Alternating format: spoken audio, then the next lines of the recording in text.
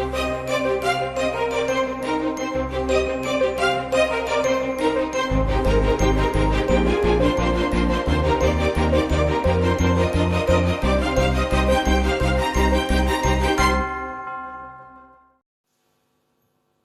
ప్రభువును రక్షకుడునైన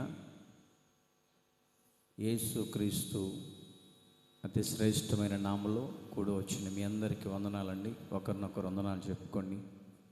ఒకరినొకరు వందనాలు చెప్పుకోండి. ఒకరినొకరు వందనాలు చెప్పుకోండి. చెప్పుకోవాలి. ఒకరినొకరు వందనాలు చెప్పుకోండి.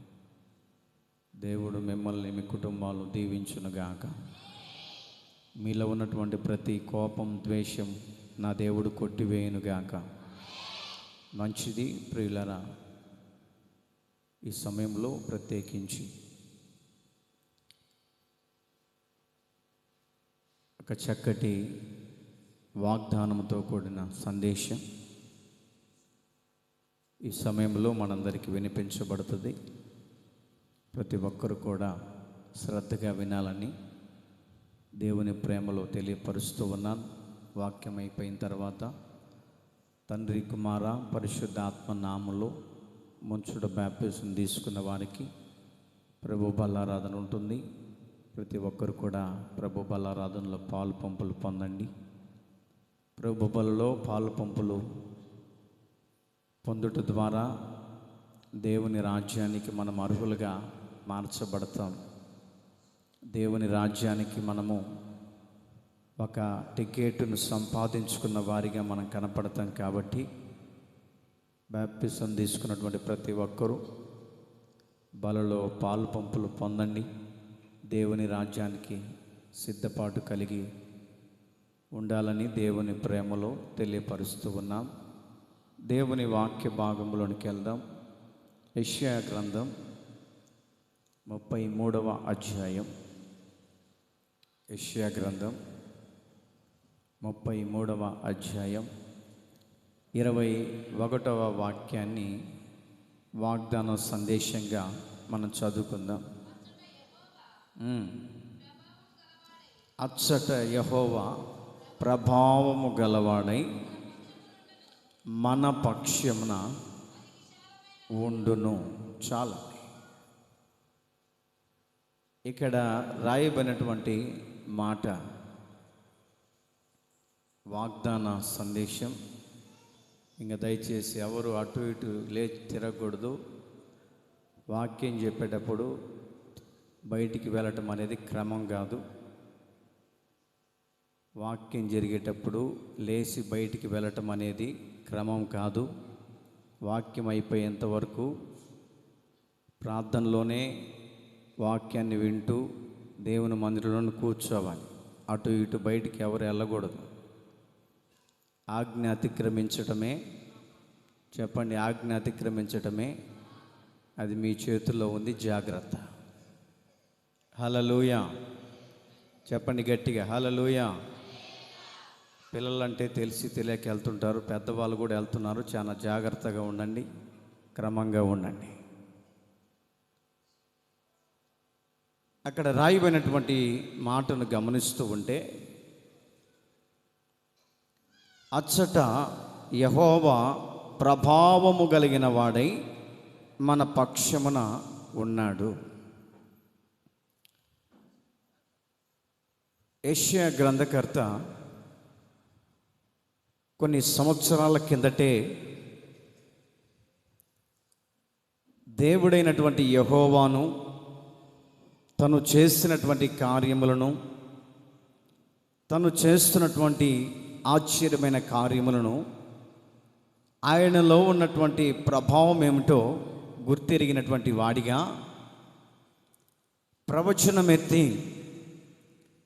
ప్రవచనమెత్తి నోరెత్తి మాటలాడుతున్నటువంటి మాట కొన్ని సంవత్సరాల కిందట, వందల సంవత్సరాల కిందట మాటలాడిన మాట. అచ్చట యెహోవా ప్రభావము కలిగిన వాడై మన పక్షాన నున్నాడు. మన పక్షమున ఉన్నాడు. నేను ఇంకొక బైబిల్లో చదివాను. రోమన్ క్యాథలిక్ బైబిల్లో చదివాను. ఆ అధ్యాయాన్ని చదివితే ఆయన ప్రభావము కలిగిన వాడై మన కోసమే ఉన్నాడు అని రాయబడింది. ఆయన ప్రభావము కలిగినటువంటి దేవుడు నీ కోసమే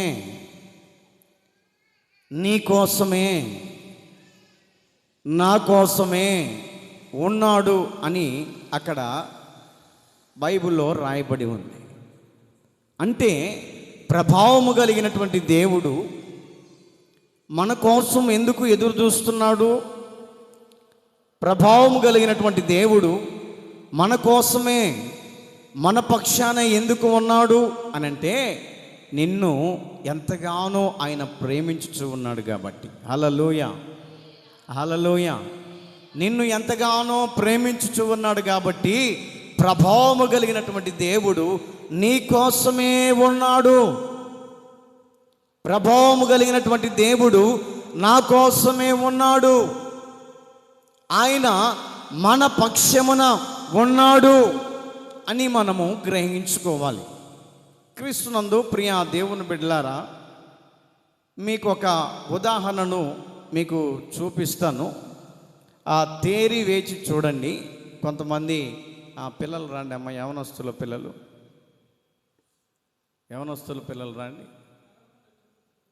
రండి, మీరు కూడా రండి, ఇటు రండి, పైకి రండి. నా ఇది వీడియో దగ్గర నిలబడు.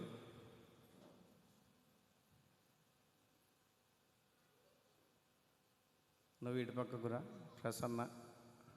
ఏమా లావుట వాళ్ళందరూ ఇటు రండి, లైన్లో నిలబడండి. నువ్వు కూడా సరిపోయారు, సరి నలుగురు. అక్కడ బైబిల్లో రాయబడినటువంటి మాటలు గమనిస్తూ ఉంటే యెహోవా ప్రభావము కలిగిన వాడిగా మన పక్షాన ఉన్నాడు అని మనము చదువుతూ ఉన్నాం. ఇప్పుడు ఈ నలుగురు ఉన్నారనుకోండి, చూడటానికి మాత్రం బక్కగా కనపడుతున్నారు. ఎలా కనపడుతున్నారు? బక్కగా కనపడుతున్నారు. ఈ నలుగురు ఉన్నారనుకోండి, చూడటానికి మాత్రం చాలా లడ్డుగా కనపడుతున్నారు. ఈ నలుగురు వీళ్ళను కొడితే ఎవరు గెలుస్తారో చెప్పండి. ఈ నలుగురు వీళ్ళను కొడితే ఎవరు గెలుస్తారు? మనం అనుకుంటాం లావు కలిగినటువంటి వాళ్ళు, బలాఢ్యులు, బాగా బలంగా ఉన్నారు, వీళ్ళే గెలుస్తారని చెప్పేసి మనం అనుకుంటూ ఉంటాం. వీళ్ళు అనుకుంటారు వాళ్ళ మీద నేనే గెలుస్తాను, వారి మీద నేనే గెలుస్తాను, వారి మీద నేనే బలాఢ్యులు కలిగినటువంటి వారిని అని కొన్ని సందర్భాలలో అనుకుంటూ ఉంటారు. అంటే ఎవరు గెలుస్తారో ఎవరు గెలవరో ఏమండి ఇప్పుడు వీళ్ళకు పోటీలు పెడితేనే అర్థమైపోతుంది. పోటీలు పెట్టామనుకో, పాస్టర్ అయ్యి వచ్చి మాకు తగాదా పెట్టినని వాళ్ళు నన్ను తిట్టుకుంటారు. హల్లెలూయా, హల్లెలూయా. ఈ పాస్టర్ గారు వచ్చి మాకు తగాదాలు పెట్టారు, ఇప్పుడు దాకా మంచిగా మేము పాటలు పాడాం కలిసి అని చెప్పేసి మీరు అనుకుంటూ ఉంటారు. దేవుని యొక్క బిడ్డలుగా ఏర్పరచబడినటువంటి వారి విషయంలో ఉన్నట్ట అక్కడ రాయబడినటువంటి మాటను గమనిస్తూ ఉంటే యెహోవా ప్రభావము కలిగినటువంటి వాడై మన పక్షాన నిలిచి ఉన్నాడు. ఈరోజున చాలామంది ఏమండి మా పక్షాన వాళ్ళున్నారు, వీళ్ళున్నారు, వారున్నారు, వీరున్నారు, బలాఢ్యులు ఉన్నారు అని చెప్పేసి ఒక గుంపు మాత్రం అనుకుంటూ ఉంది. మరొక గుంపు చూస్తే మేము బలహీనులం, మాకు బలము లేదు, మేము శక్తిహీనులము అని ఒక గుంపు ఎదురు చూస్తూ ఉంది. నా ప్రియ దేవుని బిడ్డలారా, దేవుడు మీ పక్షాన నిలిచి ఉండాలి అనంటే, దేవుడు మీ పక్షాన నిలిచి ఉన్నాడంటే ఏమండి మన శరీర బలం అనేది సరిపోదు, పొరపాటునే సరిపోదు.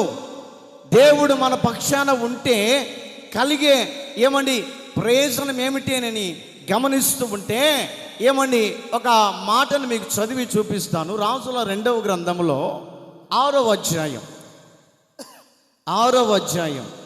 15-16 వాక్యాలను గమనిద్దాం.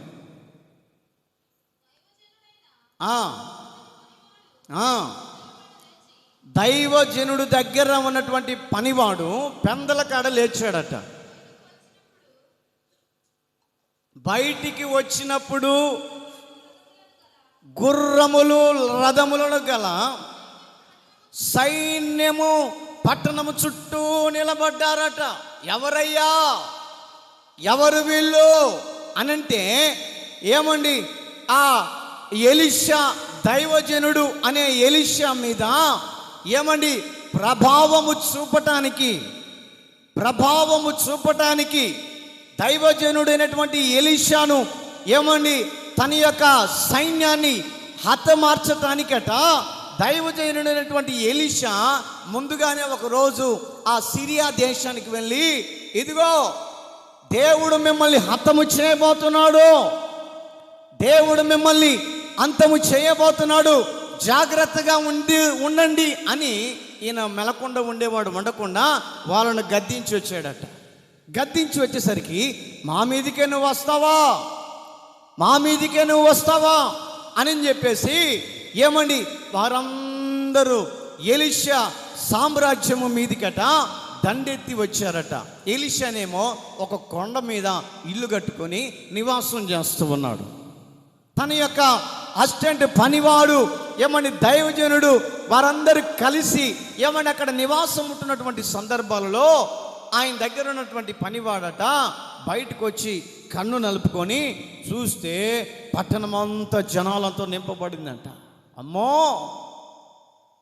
సిరియనులు మా మీదికి చంపడానికి వచ్చారు. ఈ దైవజనుడు ఉండేవాడు ఉండక మిమ్మల్ని హతమారుస్తానని దేవుడు చెప్పాడు, మిమ్మల్ని హతమారుస్తాడు, చంపేస్తాడని దేవుడు చెప్పాడు, యుద్ధానికి రాబోతున్నాడని దేవుడు చెప్పాడు. ఈయన నోరు ఊరుకోకుండా వాళ్ళని ఏదేదో మాట్లాడి వచ్చాడు. ఇదిగో వాళ్ళు మమ్మల్ని చంపడానికి వచ్చాడు. మా పరిస్థితి ఏమిటి? చూస్తేనా బలహీనులు, వీళ్ళు చూస్తేనేమో బలాచులు, బలముతో నిండుకున్న వాళ్ళు, బలముతో నిండుకొని శక్తివంతులుగా ఉండి వారి చేతిలో ఏమండి కత్తి పట్టుకొని డాలును పట్టుకొని ఏమండి గుర్రాలతో రథాలతో ఇటు పక్క గుంపు మాత్రం ఏమండి ఆ ప్రజలందరూ బలముతో నింపబడ్డారు. ఎలీషా పక్షాన ఉన్నటువంటి ప్రజలందరూ మాత్రం బక్క సిక్కిపోయి అన్నం ఉండి లేక తినక ఏమండి వారు కూడా కొత్త జనంగా గుంపై ఉన్నటువంటి పరిస్థితుల మధ్యలో వీళ్ళు చూసి భయపడిపోతున్నారు. ఈ ఎలీషాకి ఏం పనిలేదు, ఊరికే నోటితోటి వాగుతూనే ఉంటాడు. ఆ యొక్క నోటి ధొలను బట్టి వారు మన మీదకి వచ్చారు. ఈ రోజున మన పరిస్థితి ఏమిటి? ఈ రోజున వారి చేతిలో మనం చచ్చిపోతామే, బలాఢ్యుల చేతిలో మనం చనిపోతామే. మనము వారి చేతిలో మనం ఎంత బలహీనులం కదా అని తన పనివాడు కూడా ఏమని బాధపడిపోతున్నాడంట. ఎలీషాను దగ్గరికి వెళ్ళి, అయ్యా దైవజనుడా, లే, శుభ్రంగా రాత్రి అంతా తిని శుభ్రంగా గురకలు పెట్టి నిద్రపోతున్నావు, అటు జనాలు చూడు, ఆ ప్రజలను చూడు ఒకసారి, ఆ ప్రజలు ఎలాగున్నారో చూడు, బలాఢ్యులుగా ఉన్నారు, బలవంతులుగా ఉన్నారు. వీరి చేతిలో మనమెంత, వీరి చేతిలో మన స్థితి ఎంత అని ఈ బలాఢ్యులను చూసి ఎలీషా దగ్గర ఉన్నటువంటి పనివాడట ఎలీషా దగ్గరికి వెళ్ళి, దైవజనుడా, ఇక కాసేపులో మనం చచ్చిపోతాం. ఏంట్రా ఏమైంది పనివాడా, ఏమైంది అని అంటే, అట్లా చూడు ఎంతమంది వచ్చారో, అలా చూడు ఎంతమంది వచ్చారో, వారు మనల్ని చంపేస్తారు. ఓహో అంతేనా? జనాలు చూసి భయపడుతున్నావా? ప్రజలను చూసి నేను చంపేస్తానని భయపడుతున్నావా? ప్రజలను చూసి నిన్ను హతమారుస్తానని భయపడుతున్నావా? నాకు లేని భయం నీకెందుకు?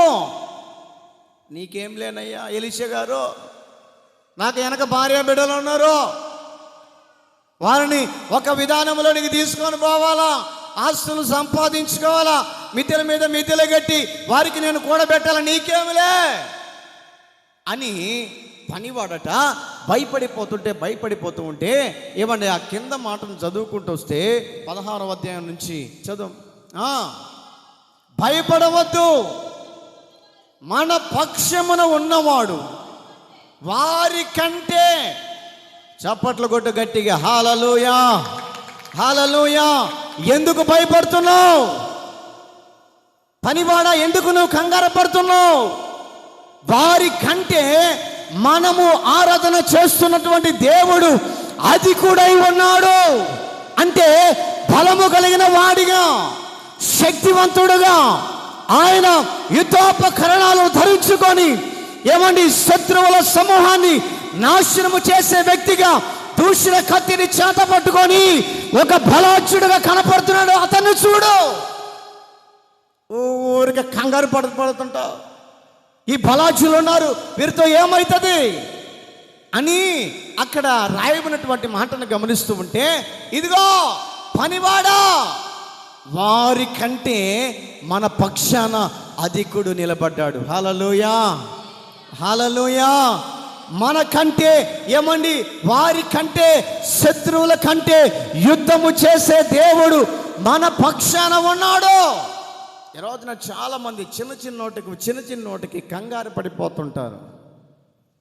చిన్న నోటికి కంగారు పడిపోతుంటారు. ఏమండి, ఈ యొక్క కుమార్తె వివాహం జరగట్లేదని కంగారు పడిపోతుంటాడు. ఏమని, అప్పులు ఎక్కువైపోయాయని కంగారు పడిపోతుంటారు. సమస్యలు ఎక్కువైపోయాయని ఎంతోమంది కంగారు పడిపోతుంటారు. నీ పక్షాన ఎవరున్నారంటే బలాఢ్యుడు, వారికంటే అధికమైన శక్తి కలిగిన వాడంట. వీళ్ళని చూస్తేనేమో పైకి మాత్రం బలాఢ్యులుగా కనపడుతున్నారు, వీరిని చూస్తేనేమో బలహీనులుగా కనపడుతున్నారు. ఎందుకు వారిని చూసి భయపడతావు? వారిని చూసి ఎందుకు నువ్వు విభ్రాంతి నొందుతావు? పనివాడా, మొట్టమొదటిగా నేను చదివించినటువంటి మాటను గమనిస్తూ ఉంటే అచ్చట యెహోవా ప్రభావము కలిగిన వాడై మన పక్షాన ఉన్నాడు. హల్లెలూయా హల్లెలూయా. మన పక్షాన ఉన్నాడు. ఈ మీలలో ఇద్దరు ఇటు రండి అమ్మ. ఇప్పుడు వీళ్ళు ఎంతమంది ఉన్నారు? 6 మంది ఉన్నారు. 6 మంది ఉన్నారు. ఇప్పుడు వీళ్ళు ఎంతమంది ఉన్నారు చెప్పండి? 2 ఉన్నారు. ఇప్పుడు వీరికంటే ఎవరు బలాఢ్యులో చెప్పండి? ఎవరు బలాఢ్యులు? మరి ఎందుకు మనం కంగారు పడిపోతున్నాం? ఏమండి, ఎందుకు మనం కంగారు పడిపోతున్నాం? నా తరపున ఎవరు లేరే అని ఎందుకు భయపడుతున్నావు? నా పక్షాన ఎవరు లేరే అని ఎందుకు నువ్వు కంగారు పడిపోతున్నావు? ఏమండి, ఈ 6 మందికి ప్రాధాన్యతను మీరు ఇస్తారా? ఈ 2కి ప్రాధాన్యతను ఇస్తారా? చెప్పండి, చెప్పాలి. ఇప్పుడే తేలిపోద్ది మీ వ్యవహారం. ఎవరికి ప్రాధాన్యతను ఇస్తారు? సమాఖ్యమ నా కూతురికే ప్రాధాన్యతను అడుగు చూస్తుంది. హల్లెలూయా హల్లెలూయా. 2కి ప్రాధాన్యతను ఇస్తారా? 6 మందికి ప్రాధాన్యతను ఇస్తారా? చెప్పాలి. మనసులో కలత. ఎవరికి వెళ్ళి జీవితం ఏమంటాడో ఈ పాటరయ్యా. ఈ రోజున చాలామంది ప్రియ దేవుని బిడ్డలారా, ఏమండి, చాలామంది ఈ రోజున కొన్ని విషయాల్లో కృంగిపోతున్నారు. ఈ రోజున చాలామంది కృంగిపోతున్నారు. ఎటువైపు వెళ్ళాలో అర్థం కావట్లే, ఎటువైపు వెళ్ళాలో అర్థం కాక కొంతమంది 2 దారుల మధ్యలో, ఏమండి, 2 దారుల మధ్యలో కాలేసి నిలబడతా ఉంటారు. అటు పోవాలా ఇటు పోవాలా, ఇటు పోవాలా అటు పోవాలా. ఎంతమంది ఉన్నారు? ఎంతమంది ఉన్నారు? వాళ్ళు కావాలా నీకు వీళ్ళు కావాలా? చెప్పండి. 6 మంది ఉన్నటువంటి విధానములోనికి నువ్వు వెళ్ళగలిగితే నీకొక బలం, నీకొక శక్తి, నీకొక అండగా ఏమండి నిలిచినటువంటి దేవుడు నీ పక్షాన ఉండి ఏ కార్యమైన యుద్ధము చేయగలుగుతాడు. 2తోటి ఏమవుతుంది? సులువుగా మనం ఓడించగలుగుతాం. సులువుగా మనము వారిని యుద్ధంలో జయించగలుగుతాం. ఎందుకు అనంటే వారు తక్కువగా ఉన్నారు, ఇద్దరుగా ఉన్నారు కాబట్టి ఈ ఇద్దరిని ఓడించడానికి వీరందరూ ఏకమయ్యారనుకోండి, వాళ్ళు తట్టుకోగలుగుతారా? మరి ఎందుకు మనం అంత కంగారు పడిపోతున్నాం? నా పక్షాన ఎవరు లేరే అని కృంగిపోతున్నావే. నా పక్షాన మనుషులు ఎవరు లేరే అని కృంగిపోతున్నావే. నా పక్షాన ఎవరు నిలిచి ఉండలేరని కృంగిపోతున్నావే. నీవు ఆరాధన చేస్తున్నటువంటి దేవుడు ఎవరు అంటే, నీకు మించినటువంటి అధిక శక్తి కలిగినటువంటి దేవుడు నీ పక్షాన ఉంటే నీకు ఏ అపాయం నీ దగ్గరికి రాదు. ఈ రోజున చాలా మంది కంగారు పడిపోతున్నారు. కూర్చోండి. ఈ రోజున చాలా మంది కృంగిపోయినటువంటి స్థితిలో నలిగిపోతున్నటువంటి సందర్భాల్లో కనపడుతూ ఉన్నారు. అక్కడ రాయబడినటువంటి మాటను గమనిస్తూ ఉంటే, ఎలీషా దగ్గరికి వచ్చినటువంటి పనివాడట, అయ్యా రాజుగారు, దైవజనుడా, వాళ్ళందరూ వచ్చి మనల్ని చంపేస్తారు, వారందరూ వచ్చి మనల్ని హతమారుస్తారు, వారందరూ వచ్చి మన జీవితాలను కొల్లగొట్టుకొని మన దగ్గర ఉన్న ప్రతిదీ వారు తీసుకొని వెళ్ళిపోతారని కంగారు పడుతున్న సందర్భంలో దేవుడి దగ్గర ఆ యొక్క ఎలీషా ప్రార్థన చేస్తే, అయ్యా ఇదిగో వీడి కళ్ళు నువ్వు తెరువు అని ప్రార్థన చేసినప్పుడట, అప్పుడు ఎలీషా చెప్తున్న మాట ఏంటంటే, ఇదిగో నీవు భయపడకు, వారికంటే అధిక శక్తి కలిగినటువంటి సామ్రాజ్యతను కలిగినటువంటి యేసు క్రీస్తు ప్రభుల వారు మన పక్షాన ఉన్నాడు. కొట్టు చప్పట్లు గట్టిగా. Praise the lord, praise the lord. దేవుడు మన పక్షాన ఉంటే భయపడాల్సిన అవసరం లేదు. దేవుడు మన పక్షాన నిలిచి ఉంటే కంగారు పడాల్సిన అవసరం లేదు. దేవుడు మన పక్షాన నిలిచి ఉండి బలహీనులుగా ఉన్నటువంటి వారిని, కృంగిన స్థితిలో ఉన్న వారిని, నలిగిపోతున్న స్థితిలో ఉన్నటువంటి వారిని బలపరచడానికి దేవుడు మన పక్షాన నిలిచి ఉండి ఏ విధమైనటువంటి కార్యాలైనా కూడా చేయటానికి ఆయన నమ్మదగిన దేవుడిగా మనకు కనపడుతున్నాడండి. ఈ రోజున ప్రతిదానికి కంగారు పడిపోతుంటాం. ప్రతిదానికి మనము కంగారు పడిపోతుంటాం. నేను అనుకున్నది నా కుటుంబంలో జరుగుతుందో లేదో, నేను అనుకున్న కార్యాన్ని ఈ సంవత్సరంలో చేస్తానో చేయనో, నేను అనుకున్నటువంటి ఆ మేలు నా జీవితంలో జరుగుతుందో అని చెప్పేసి చాలా మంది హృదయాల్లో ఈ రోజున కంగారు పడిపోతున్నాడు. దేవుడు చెప్తున్నాడు, ఇదిగో నేను నీ పక్షాన అధికుడనై ఉన్నాను. Praise the lord, praise the lord. నీ పక్షాన నేను అధికుడనై ఉన్నాను, అధిక శక్తి కలిగినటువంటి సంపన్నుడిగా నేను ఉన్నాను, నీవు భయపడకో. దేవుడు మన పక్షాన ఉంటే కలిగే ఆశీర్వాదాలు ఏమిటో ఒకటి లేక రెండు మాటలుగా నేర్చుకొని మనం ముగించుకుందాం. యెహెజ్కేలు గ్రంథం 36వ అధ్యాయం 9వ వాక్యాన్ని గమనిద్దాం. యెహెజ్కేలు గ్రంథం 36వ అధ్యాయం 9వ వాక్యం. నేను మీ పక్షమున ఉన్నాను, నేను మీ తట్టు తిరగగా మీరు దున్నబడే విత్తబడుదురు. చాలండి. అక్కడ రాయబడినటువంటి మాటను గమనిస్తూ ఉంటే, నేను మీ పక్షమున ఉండగా మీరు ఎటువంటి విధానములో కృంగిపోయినటువంటి పరిస్థితుల మధ్యలో నడిపించబడలు. నేను మీ పక్షాన ఉండగా. ఈ రోజున చాలామంది పొలం వేసే వాళ్ళు ఏం చేస్తారు, గమనిస్తూ ఉంటారు. నేను దున్నుతున్నాను, వర్షాలు పడతాయా పడవా, దున్నిన తర్వాత విత్తనాలు వేస్తున్నాను, పెట్టుబడి పెడుతున్నాను, ఆ పెట్టుబడికి తగినటువంటి ఫలితం ఉంటుందా ఉండదా, కంగారు పడిపోతూ ఉంటారు. దేవుడు నీతో చెప్తున్నాడు, నేను నీ పక్షాన ఉన్నా, నీవు ఏ పని ప్రారంభించినా ఈ నెల నా దేవుడు సఫలీకృతం చేయబోతున్నాడు. చెప్పండి గట్టిగా, విశ్వసించిన వారు గట్టిగా చెప్పండి హల్లెలూయా. నీవు ఈ నెలలో ఏ పని తనిపెట్టినా కూడా ఆ పనిని నా దేవుడు సఫలీకృతము చేయనుగాక, ఆ పనిని దేవుడు సఫలము చేయనుగాక, అనుకున్న కార్యాన్ని నెలలో నా దేవుడు నీ జీవితంలో జరిగించునుగాక. హల్లెలూయా.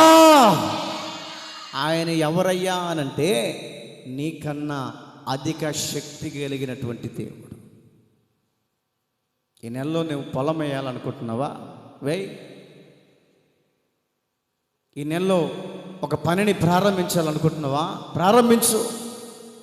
ఈ నెలలో ఏదో ఒక కార్యాన్ని చేయాలి, దేవుడు నా పట్ల జరిగించాలని అనుకుంటున్నావా?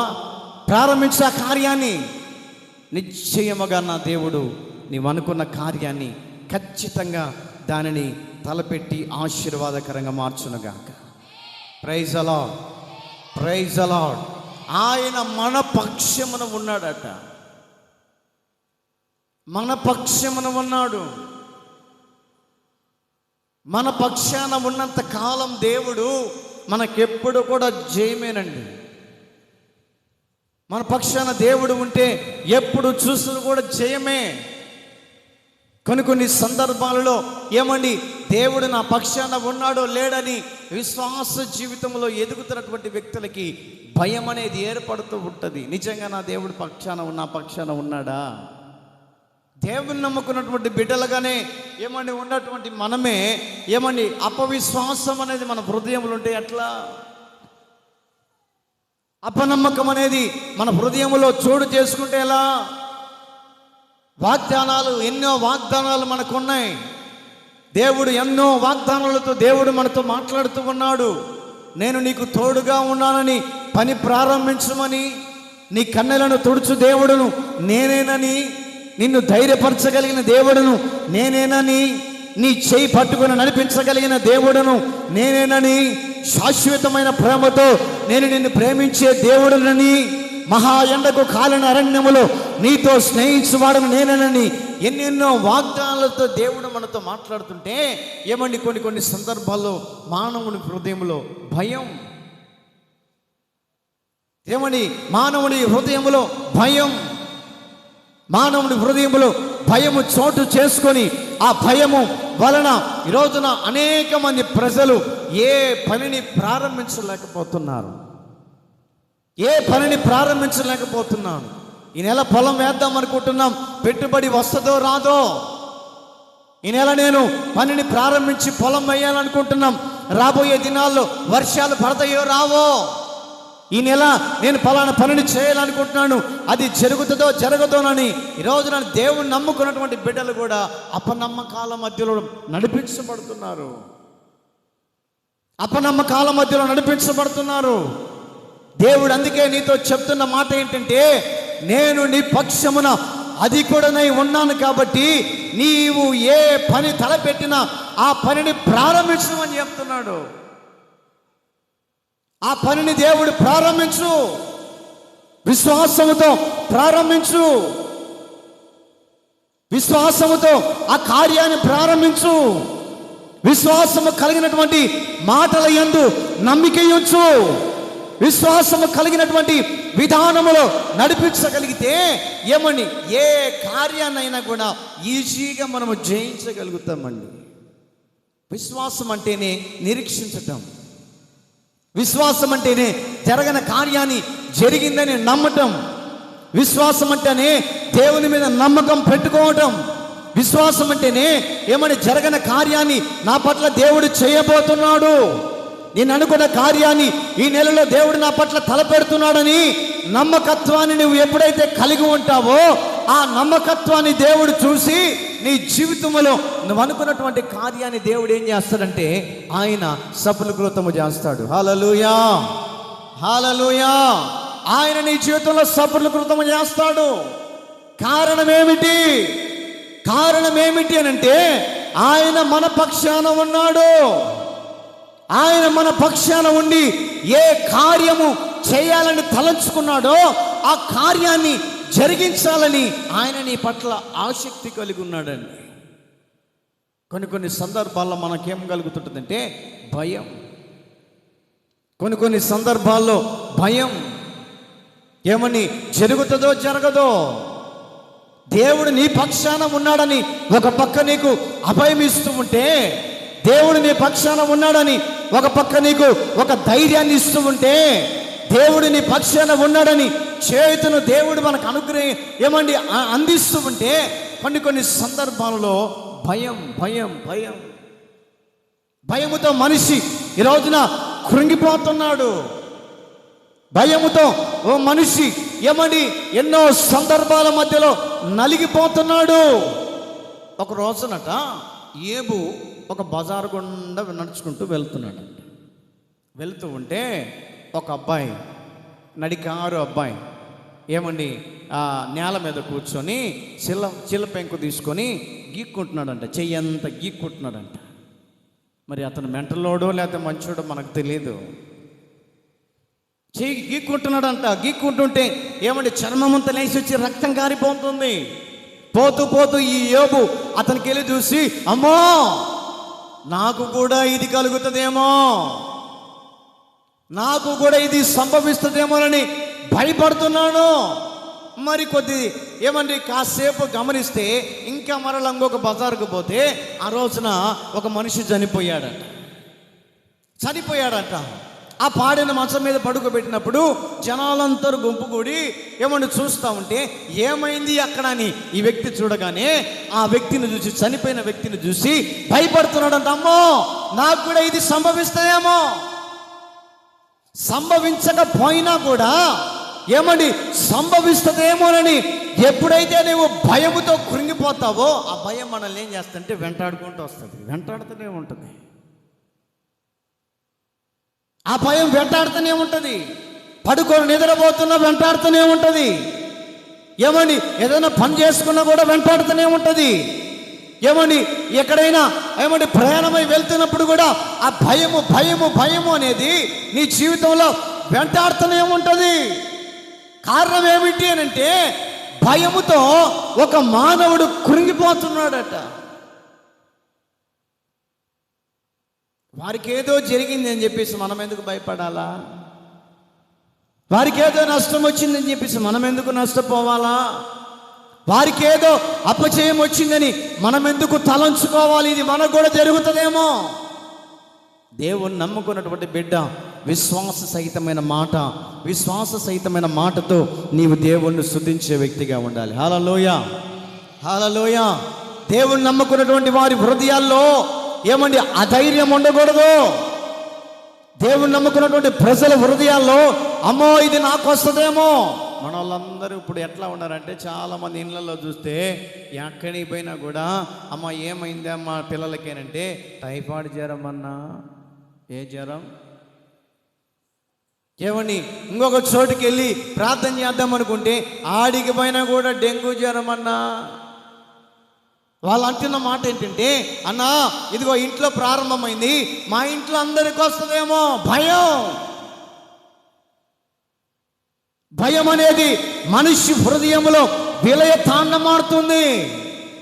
ఈ రోజున డబ్బు సంపాదించుకున్న వ్యక్తి కూడా సుఖశాంతులతో సమృద్ధి కలిగి సంతోషంగా ఉంటున్నాడంటే ఉండలేకపోతున్నాడు. ఇవి వచ్చి దొంగోడు వచ్చి ఆడెత్తకపోతాడో ఏ సొమ్మని. అవునా కదా? ఇంత సంపాదించాను కదా, వెండి బంగారం ఆస్తులు అంతస్తులు డబ్బు సంపాదించాను, ఇవన్నీ ఎప్పుడు పోతాయి, ఎక్కడికి పోతాయో, ఎవరు వచ్చి దొంగలు ఎత్తకపోతారు అని చెప్పేసి డబ్బు సంపాదించుకున్నాడికి కూడా భయం అయిపోయి అందుకని తీసిపోయి బ్యాంకులో పెడుతున్నాడు. ఏడా ఏంటి సొమ్ము? మేము ఊరికి పోతే ఏడ తలుపులు పడగొట్టి ఏ దొంగోడు పడతాడో, ఏడ దొంగోడు పడి సొమ్మంత ఎత్తకపోతాడు అని చెప్పేసి ఏమండి తీసుకుపోయి బ్యాంకులో పెడుతూ ఉన్నారు. దేవుని నమ్ముకున్నటువంటి బిడ్డలలో ఏమండి భయం అనేది ఉండకూడదు. దేవుడు నా పక్షాన ఉన్నాడు, నాకెందుకు భయం? దేవుడు నా పక్షాన ఉన్నాడు, నేనెందుకు భయపడాలి? కీర్తనకారుడు ఒక మాట రాస్తాడు. 118వ కీర్తన 6వ వాక్యంలో ఒక ధైర్యకరమైనటువంటి మాట రాసి ఉంచాడు. యెహోవా నా పక్షమున ఉన్నాడు, యెహోవా నా పక్షమున ఉన్నాడు, నేను భయపడను. నరులు నన్ను ఏం చేస్తారు? యోబును చూస్తే భయం, యోబును గమనిస్తుంటే భయం. యోబు గ్రంథములో 19వ అధ్యాయం 1వ వాక్యంలో చదవండి ఆ మాటను. 19వ అధ్యాయం 1వ వాక్యం.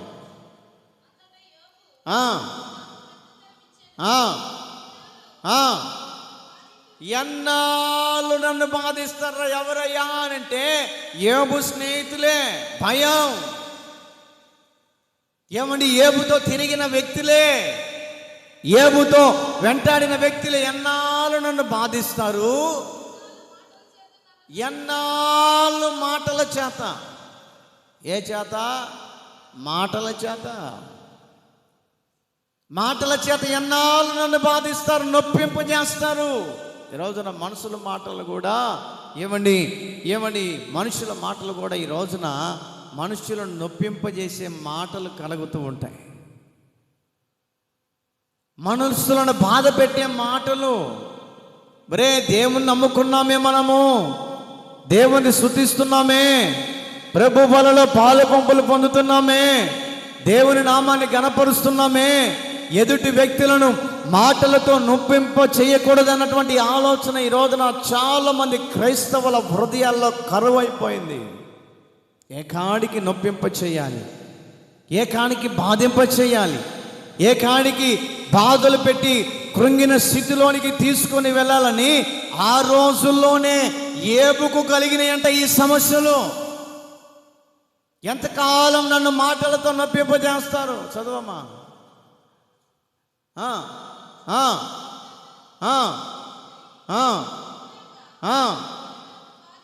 సిగ్గులేక నన్ను మీరు బాధిస్తున్నారు. ఎంత బాధలు పడ్డాడంటే అన్ని బాధలు పడ్డాడంట. కుటుంబంలోనికి వెళితే భార్య ద్వారా భయం, కుటుంబంలోనికి వెళితే భార్య ద్వారా అతను భయపడిపోతున్నాడు, పిల్లల ద్వారా భయపడిపోతున్నాడు. అట సభ్య సమాజంలో స్నేహితులుగా పిలువబడుతున్న వారి దగ్గరికి వెళ్ళి కాస్త సేద తీర్చుకుందాం, కాస్త వారన్నా నన్ను పలకరించి పరామర్శించి నన్ను ధైర్యపరుస్తారేమోనని చెప్పేసి వారి దగ్గరికి వెళ్తేనట వారు కూడా కృంగిన స్థితిలోనికి తీసుకెళ్తున్నారట. కృంగినటువంటి పరిస్థితుల్లోనికి ఈ రోజున మనిషి మనుగడలో ప్రశాంతత లేక ఈ రోజులో చాలామంది సన్యాస జీవితాన్ని తీసుకుంటున్నారు. చాలామంది కుటుంబంలో ప్రశాంతత లేక, వాళ్ళ ఇంట్లో తినటానికి తిండి లేక కాదు, కట్టుకోవడానికి బట్ట లేక కాదు, డబ్బుకు తక్కువేముండదు. కుటుంబంలో మనుషుడికి ప్రశాంతత లేక ఈ రోజున చాలామంది కసాయి బట్టలు వేసుకొని సాధువులాగా తిరుగుతున్నారు. ఒక ఆయన నేను అడిగాను, సాధువు నువ్వు ట్రైన్లో వెళ్ళేటప్పుడు గడ్డం పెంచుకొని పిచ్చోడు అలా కింద కూర్చుంటే పలకరించాను. ఎక్కడా మీరు అంటే మాది రాజమండ్రి సైడ్ అయ్యా. ఎందుకు ఇలాగ తయారయ్యావు నువ్వు అని. ఏం చెప్తాంలే బాబు, చెప్తే ఏమన్నా నువ్వేమన్నా తీరుస్తావా అని.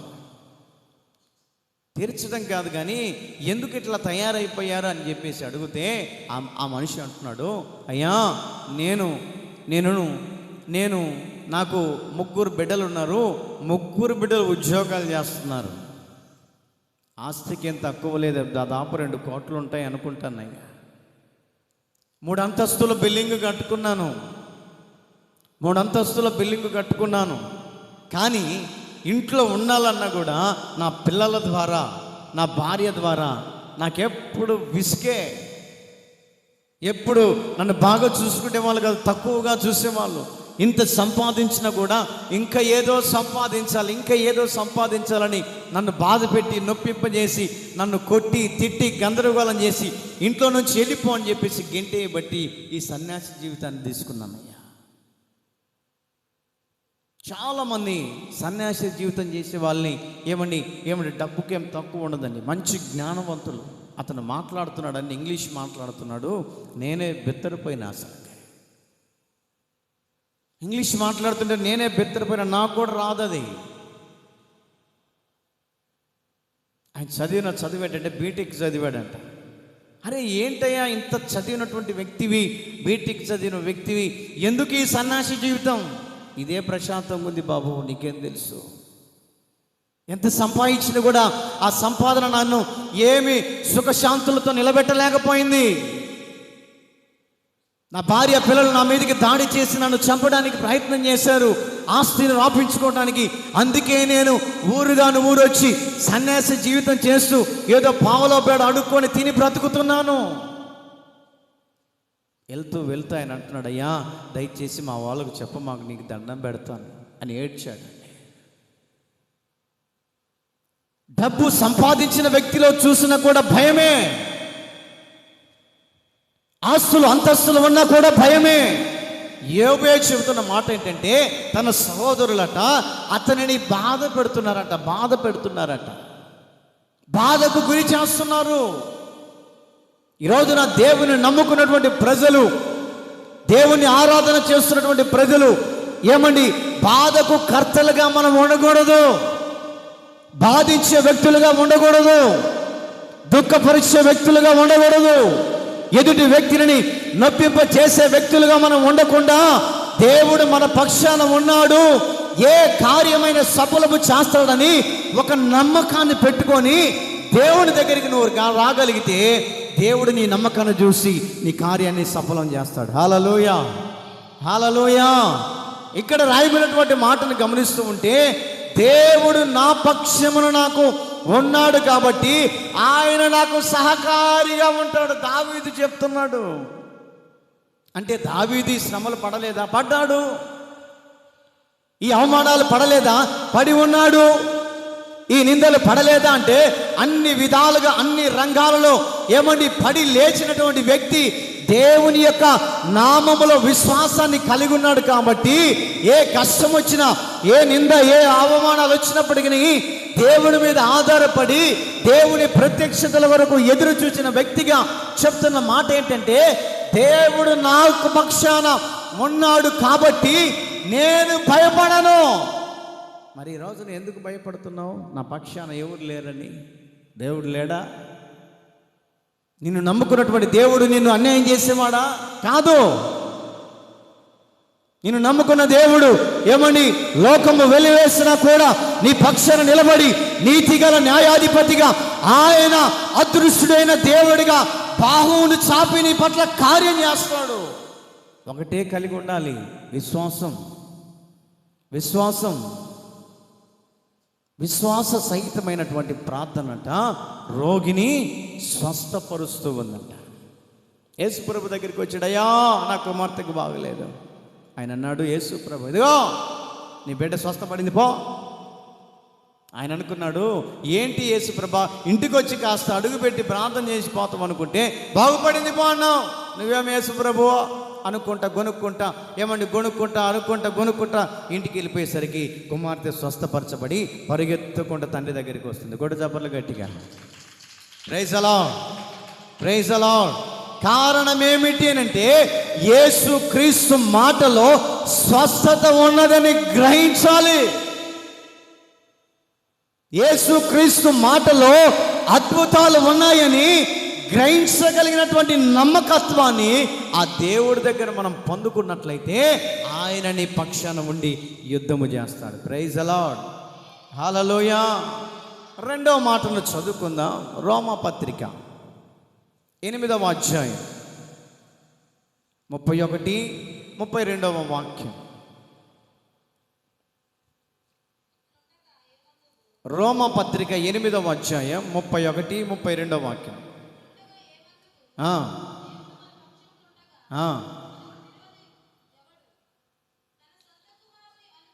దేవుడు మన పక్షాన ఉండగా మనకు విరోధి ఎవరు? మొట్టమొదటి మాటను చెప్పాను, దేవుడు మన పక్షాన ఉంటే భయపడాల్సిన పనే లేదు. రెండవ మాటగా మనం గమనిస్తూ ఉంటే, దేవుడు నా పక్షాన ఉండగా నాకు విరోధి ఎవడు? మిమ్మల్ని నేను అడిగాను అనుకోండి, మీకు విరోధులు ఎవరన్నా ఉన్నారంటే మా పక్కింటి వాళ్ళే పాస్టర్ గారు అని అంట. మా ఇరుగు పొరుగు వాళ్ళేనండి మాకు విరోధి అని చాలామంది చెప్తూ ఉంటారు. దేవుడు నమ్ముకున్నటువంటి బిడ్డల పక్షాన దేవుడు ఉంటే నీకు విరోధిగా ఉన్నటువంటి ఎవరైనా కూడా నా దేవుడు మిత్రులుగా చేయునుగాక. చెప్పండి గట్టిగా, హల్లెలూయా, హల్లెలూయా. విరోధ భావం అనేది దేవుని బిడ్డల హృదయాల్లో ఉండకూడదు.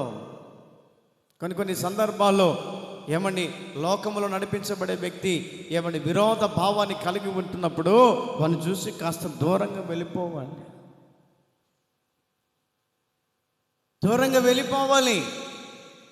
ఆ విరోధులతో మనకెందుకు వాదన అని చెప్పేసి దూరంగా వెళ్ళిపోవాలి. ఎందుకనంటే దేవుడు మన పక్షాన ఉన్నప్పుడు బైబిల్లో ఒక చోట రాయబడింది. పేతురు రాసిన మొదటి పత్రిక 5వ అధ్యాయం 18వ వాక్యం. మీ విరోధి అయినటువంటి అపవాది గర్జించు సింహం వలె ఎవరిని మృంగుదునా. దేవుని నమ్ముకున్నటువంటి బిడ్డలకట అపవాదే విరోధిగా ఉంటాడంట. అపవాది ఒకానొక రోజున ఒక ఆయన నడుచుకుంటూ పోతా ఉన్నాడంట. వినాలి, వాక్యం వినాలి. నడుచుకుంటూ పోతా ఉన్నాడంట. పోతూ ఉంటే అతనికి ఒక అలవాటు ఉండేది. లేతే సైతాన్ మీద పడితే సైతానా వెళ్ళిపో, సైతానా పో అంటుంటాడంట. వాడి దారి గుండా వాడు పోతున్నాడు, వాడితో మనకెందుకు? వాడి దారి గుండా వాడు పోతున్నాడు, వాడితో మనకెందుకు? ఈ వ్యక్తి నడుచుకుంటూ పోతూ ఇదిగో సైతానా నా వెనక్కిరా అని అంటుండంట. ఎవడో ఒక వ్యక్తి. సైతాను దాని గుండా దాన్ని పోతుంది, పోయేదాంతో మనకెందుకండి? ఈ వ్యక్తి అంటాడు, ఇదిగో సైతానా, యేసుప్రభు అన్నలే, సాతాను గద్దించలే, నా దగ్గర నుంచి వెళ్ళిపో అని గద్దించాడని ఈయన కూడా గద్దిస్తున్నాడంట. ఈయన పెద్ద ప్రార్థన పరుల్లాగా, ఆదివారం ప్రార్థనకు పోయేవాడులాగా, ఆదివారం వాక్యం వినేవాడులాగా, ఆదివారం దేవుని మందిరానికి వెళ్ళి ఆ దేవుని మందిరానికి వెళ్ళి మనస్ఫూర్తిగా దేవుని స్తుతించే వ్యక్తిలాగా ఈ వ్యక్తి నడుచుకుంటూ పోయేవాడు పోకుండా అపవాది పోతుంటే వాడి దారిన వాడు పోతుంటే సాతానా నా వెనక్కిరా అని అంటుండంట. ప్రార్థనా పరుడు అన్న అయితే బాగుండు, ప్రార్థనా పరుడు అయినా అంటే బాగుండు. ప్రార్థనా పరుడు కాదు, మేక నమ్మినట్టు నమ్ముతూనే ఉంటాడు సఫారీలు వేసుకొని. ప్రార్థనా పరుడన్నైతే దాన్ని జయించగలిగినటువంటి శక్తి దేవుడిస్తాడు. ప్రార్థన శక్తి కలిగిన వాడైతే దాన్ని ఎదిరించగలిగిన శక్తిని దేవుడిస్తాడు. ఎప్పుడు చూసిన మేక నమ్మినట్టు నమ్ముతూనే ఉంటాడు. ఈ వ్యక్తి నడుచుకుంటూ పోతూ సైతానా వెనక్కిరా అని అంటున్నాడంట.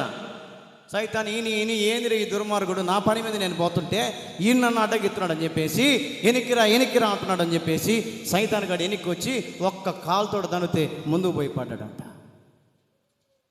పొయ్యని పోనీయొచ్చుగా. అపవాది అయినటువంటి సాతాను పొయ్యవాని పోనీయొచ్చు కదా. ఈ రోజున చాలా మంది కూడా వాక్యం చెబుతుంది కదా మీ విరోధి అయినటువంటి అపవాది గర్జించు సింహం వల్లే ఎవరిని మీదనున్నా అని తిరుగుతున్నాడని చెప్పేసి ఈ వాక్యాన్ని పట్టుకొని ఈ రోజున ప్రార్థన లేనివాడు కూడా సాతాన్ని కదిలించుకుంటున్నాడు. సాతాన్ని కదిలించాలంటే సాతాన్ని ఎదిరించగలిగిన ప్రార్థన శక్తి నీకు ఉంటేనే దాన్ని నువ్వు కదిలియాలి. ప్రార్థన శక్తి కలిగి నీవు ఉంటేనే దాన్ని కదిలేయాలి. ప్రార్థన శక్తి లేకుండా ఏమి లేకుండా నువ్వు వాటి జోలి పోయామనుకో తన్నిసుకుంటే ఏ వారమే జరుగుతుంది. నువ్వెవరిపైనా కానీ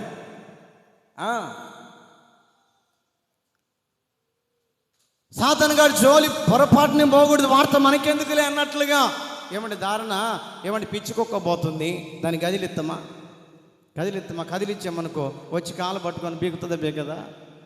చెప్పండి. మరి ఆ పుచ్చి కుక్కతో మనకెందుకు లేని ఆలోచన ఉండదు. అరే అది పిచ్చి కుక్కే, అది కరుస్తే బొడు చుట్లు సూది వేయించుకోవాలి, ఆడవాళ్ళనే కన్నీళ్ళు కావాలని ఆలోచన ఉండదు.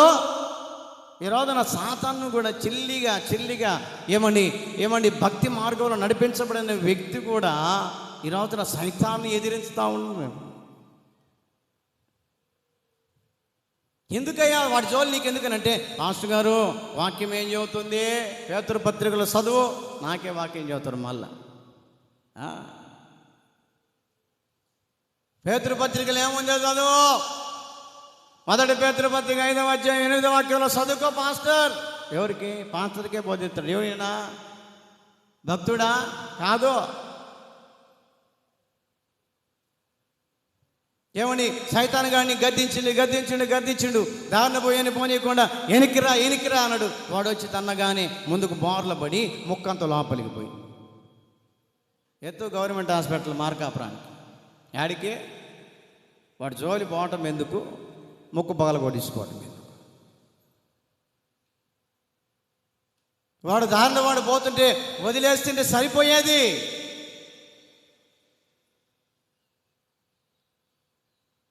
దేవుడు నమ్ముకున్నటువంటి బిడ్డలు, దేవుడు మన పక్షాన ఉన్నాడని ఒక విశ్వాసాన్ని కలిగి ఉండాలి. హల్లెలూయా.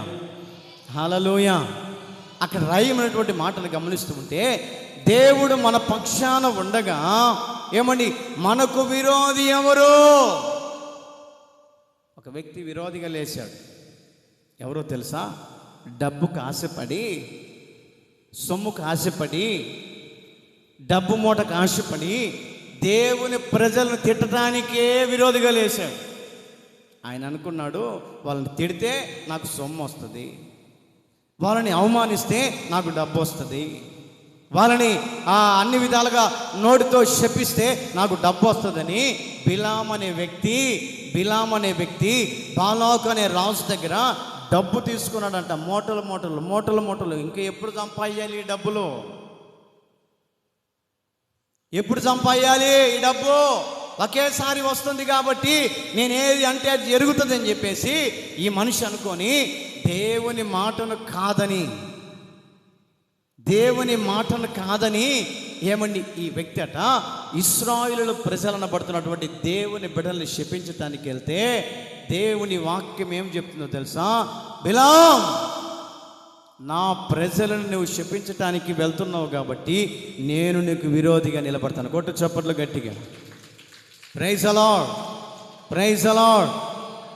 నేను నీకు విరోధిగా ఉంటాను. అయ్యా ఏంటయ్యా దేవా యేసు ప్రభువా, నీవు నా పక్షాన ఉన్నావు కదా, నాకు తోడుగా నువ్వు ఉన్నావు కదంటే, నీవు నా ప్రజలను తిట్టడానికి వెళ్తున్నావు, శపించడానికి పోతున్నావు. నా ప్రజలకు ఎవరు లేరనుకుంటున్నావా? నా ప్రజల పక్షాన న్యాయము చేకూర్చే దేవుడు ఎవరు లేరని నువ్వు అనుకుంటున్నావేమో. నేను నీకు విరోధిగా నిలబడతా. దేవుని సేవకుడికి విరోధంగా నిలబడ్డాడు యేసయ్య. వాడెవడైనా కానీ దేవునికి విరోధంగా లేస్తే కాళ్ళు చేతులు ఎర్రగొట్టి కుంటి కూడైనా పెట్టగలిగిన దేవుడు నేను ఆరాధన చేస్తున్న దేవుడు. Praise the lord. హల్లెలూయా. దేవునికి విరోధంగా లేచిన వారిని నామరూపాలుగా చేస్తాడు వాడెవడైనా కానీ. రోజున తెలియట్లేదు దేవుని ప్రజలకు వ్యతిరేకంగా లేస్తున్నటువంటి బిలాముకు దేవుడు విరోధంగా నిలబడ్డాడు. జాగ్రత్త బిలాం, నా సంగతి నీకు తెలియదు అనుకుంటున్నావేమో, నా ప్రజల్ని శపించడానికి వెళ్తున్నావు, జాగ్రత్త. అప్పుడు దేవుని మాటను ఎప్పుడైతే గద్దించాడో దేవుడు, అప్పుడు ఈ బిలామట డౌన్ అయిపోయాడంట, తగ్గిపోయాడంట. అమ్మో, ఆ దేవుడితో నేను పోటీవాణ్ణి కాదు, ఆ దేవుడితో నేను సమానుని కాదు, ఆ దేవుడితో నేను నిలబడగలిగినటువంటి శక్తిని నాకు లేదు.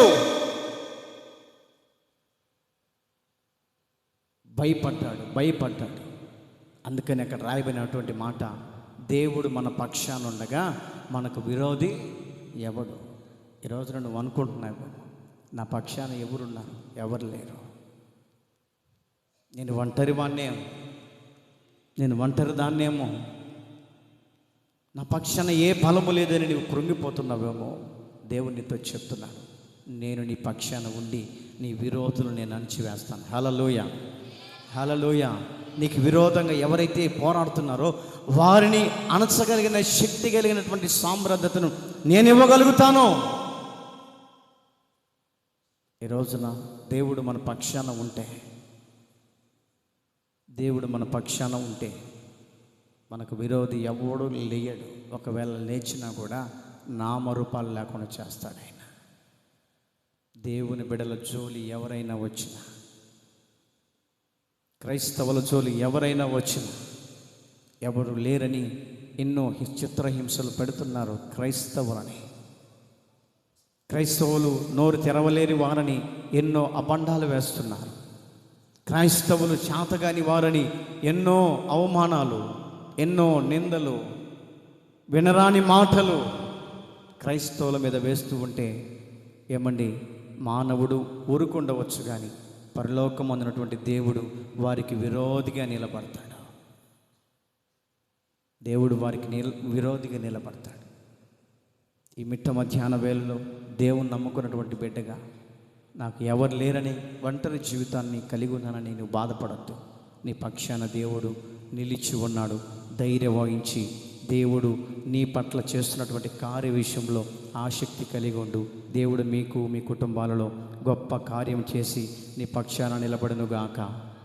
తలలు వంచండి, కళ్ళు మూయండి, ప్రార్థన చేసుకొని ప్రభు బలంలోనికి వెళ్తాం.